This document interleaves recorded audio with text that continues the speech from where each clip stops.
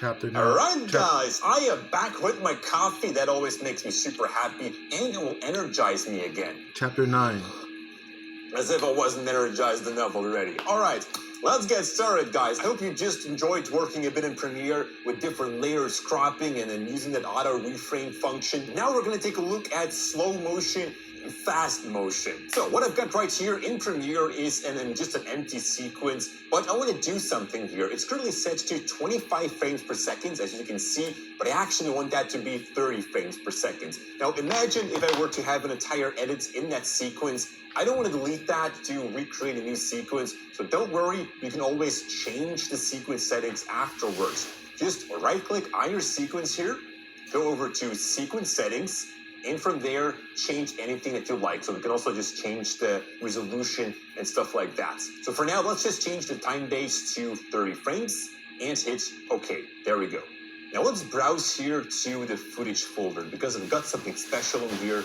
Go over to video, camera, and then here in the bottom, we can see a clip called Timon Jumping. And if you are in list view, you can see the details of that clip, and it's currently set to 60 frames per second. But we are working in a sequence of 30 frames per second, so that means we could stretch out that clip, making it slow motion, and actually utilize 60 frames per 2 seconds, or in other words, 30 frames per second. All right, let me just visually show that to you guys. I'm going to double click on that clip to open it up here in my source monitor, and from there, look for the part where Timon is jumping over the rock. That's Timon, by the way. He hosts the Premiere Basics channel. He does a really good job at that, the same way as he's jumping over that rock. Wow, without touching it. He's so fierce. All right, set an in point, go forward in time, and then set an out point. And I'm gonna drag the video here into my timeline. There we go. Yes, keep the existing settings. Go a little bit to the, because I just moved that clip here all the way up to the right side at the beginning. There we go. So if we play this back now, you will see that it just will run at normal speed. So nothing here is in slow motion. But we can make it go in slow motion by simply right-clicking on that clip, going over to speed/duration. Click on that, which will open up a pop-up box from which we can define what the speed has to be. We can do that at a certain percentage, or we can specify the duration exactly what we want it to be. Usually, you'll never really work with that. There's a different way of doing that, which we'll see in a moment. So let's just set that to 50%, which is half the speed.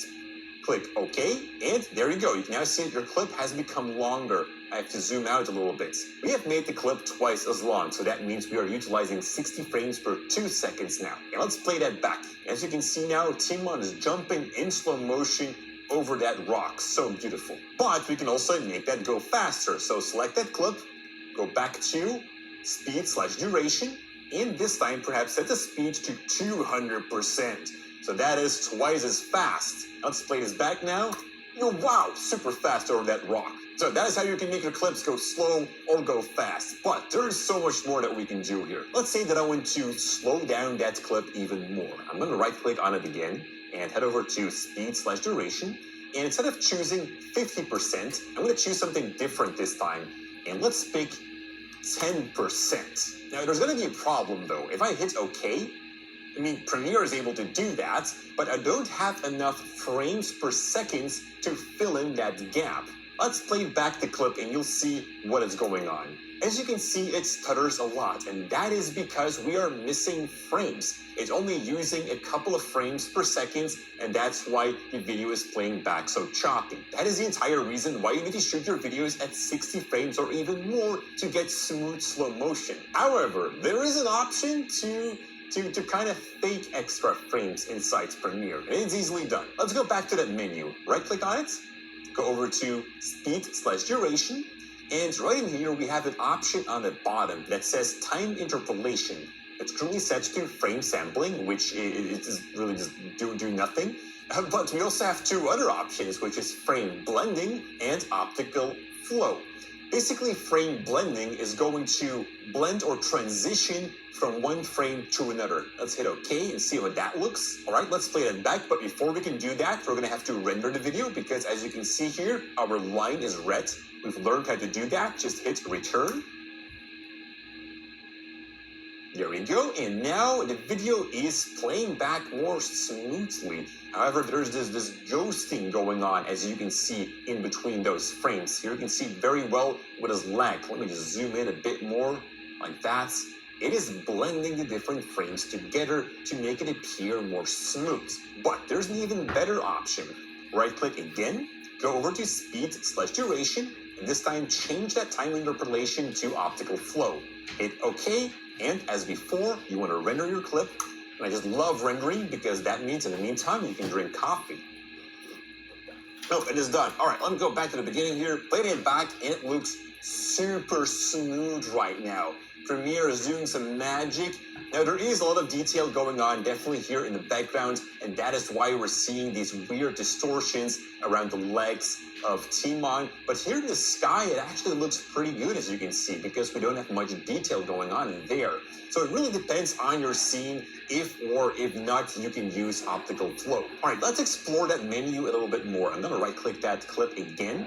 Go over to speed/duration, and you know what? Let's just set that back to 50%, and the time interpolation is back to frame sampling. And let's see what else that we have in here. There's an option called reverse speed. Enabling that does just what it says, reverse the speed. So now Timon is jumping backwards over that rock, but as you can see, my computer has some trouble playing that back, even though this line is yellow on top. So that means Premiere is just lying to me. If that happens, guys, you also want to render your video. However, because that line is yellow and I hit the return key, nothing really will happen because it thinks that it doesn't need to be rendered. So we're going to have to force render it. And in order to do that, we're going to go to the menu on top, click on Sequence, and from here, click on Render In to Out, which is just going to force everything in your timeline to be rendered. All right, now the line is green, and if I play it back, Timon is smoothly jumping backwards over that rock. How amazing. Now, sometimes you want your clip to be at a specific length. And we've seen before, if we right-click on that clip, go over to speed/duration, we have that option down here to specify the length. But we like to work a little bit more visual. So there's a different way of doing that. I'm going to disable reverse speed for now, and I'm going to set it back to 100% here. So now we are working with the clip as it was. There's no slow motion, no fast motion, nothing going on in here, guys. Just Timon jumping at normal speed over that rock. But I'm going to go over to my toolbar right here. I'm going to look for the rate stretch tool, which exactly as the name says is going to stretch your clip. And we can find that back here under the third tool. If you click on that and hold down your mouse, it will reveal a couple of more tools. And one of them is the rate stretch tool. Just select that one. The short key, by the way, for that is the R from rate stretch tool. That was a giveaway. And now we can just grab that clip here on the end and just drag or stretch that out longer. Now keep in mind, guys, we are not trimming the clip here. We're not cutting a piece off or revealing more of that clip like we did before. We are actually stretching the clip. And you can see that as well here on the clip itself. It currently says 60.67%. That is the speed change that we've just done with this rate stretch tool. So now if we play this back, it is playing in slow motion. And we can stretch that even further like that. It's now 40%. Or we can make that go faster. You stretch that faster, I would say. So now it is 200%. There you go, fast Timon. So there you have it. Different ways of adding fast motion or slow motion to your clips. Now, in the next lesson, we're going to explore a couple of more tools from that toolbar because there are some really exciting ones in there. We're not going to explore everything because in reality, you don't use everything, but there are a couple of ones in there which are very useful.